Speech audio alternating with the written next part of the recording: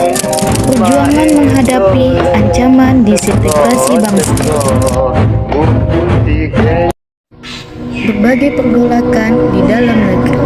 Tahun 1948 sampai 1965. 1. Peristiwa konflik dan pergolakan yang berkaitan dengan ideologi. Termasuk dalam kategori ini adalah pemberontakan PKI Madiun, pemberontakan DI atau TII, dan peristiwa G30 SPKI. Ideologi yang diusung oleh PKI tentu saja komunisme, sedangkan pemberontakan DI atau TII berlangsung dengan membawa ideologi agama.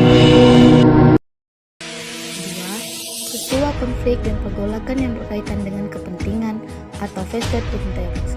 Termasuk dalam kategori ini adalah pemberontakan APRA, RMS, dan Andi Aziz.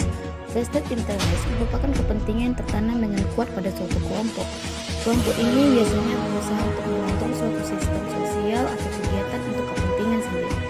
Mereka juga enggan untuk memperoleh posisi atau kedudukan yang diperolehnya sehingga sering menghalangi suatu proses perubahan.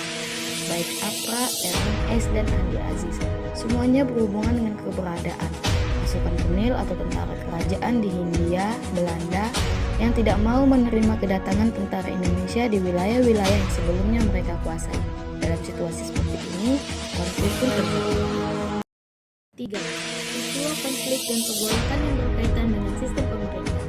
Termasuk dalam kategori ini adalah penjualan negara federal dan BFO, serta pemberontakan PRRI dan penistaan. Masalah yang berhubungan dengan negara federal mulai timbul ketika berdasarkan perjanjian New Indonesia disebut membentuk negara serikat atau federal dengan nama Republik Indonesia Serikat. RI menjadi bagian RIS. Negara-negara federal lainnya misalnya adalah negara Pasundan, negara Madura, dan negara Indonesia Timur.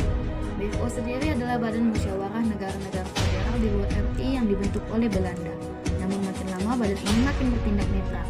Tidak lagi semata-mata memihak Belanda. Proposal tentang negara-negara federal inilah yang kerap juga menimbulkan pertentangan.